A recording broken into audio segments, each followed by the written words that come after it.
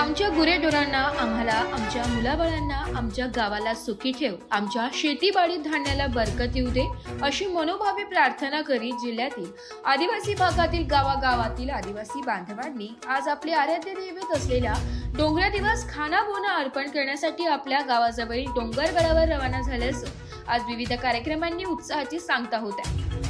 निसर्ग पूजक असणारे आदिवासी बांधव दरवर्षी मोठ्या भक्तिभाव आणि निसर्गाची पूजा करण्यासाठी मार्गशीर्ष महिन्यात डोंगरीदेव उत्सव साजरा करतात. निसर्गाचे संरक्षण व्हावे, गावाला सुख शांती लाभावी म्हणून डोंगरीदेव उत्सव पारंपरिकरित्या साजरा केला जातो. गेल्या 7 दिवसांपासून डोंगरी उत्सवाची दिंडोरीसह कळवण, सुरगाणा, पेठ तालुक्यातील गावागावात डोंगरी उत्सवाची धूम सुरू होती.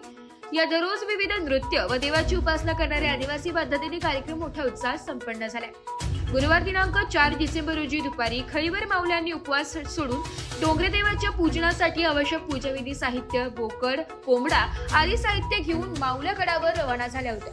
तत्पूर्वी गावातील महिलांनी गावाच्या वेशीपर्यंत रस्त्यावर सडा रांगोळी व घोंगडीच्या पायघड्या टाकून माऊल्यांचे मनोभावे औक्षण करून डोंगरावर जाण्यासाठी वेशीपर्यंत जाऊन निरोप दिला.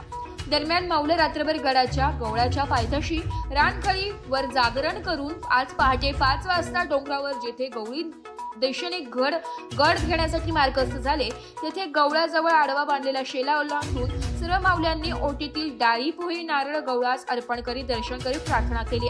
दरम्यान भगत जागी लाल कोंबडा जिवंत सोडतो तर लाल बोकडाला फक्त मानवतो, इथे मात्र बोकड बळी दिला जात नाही.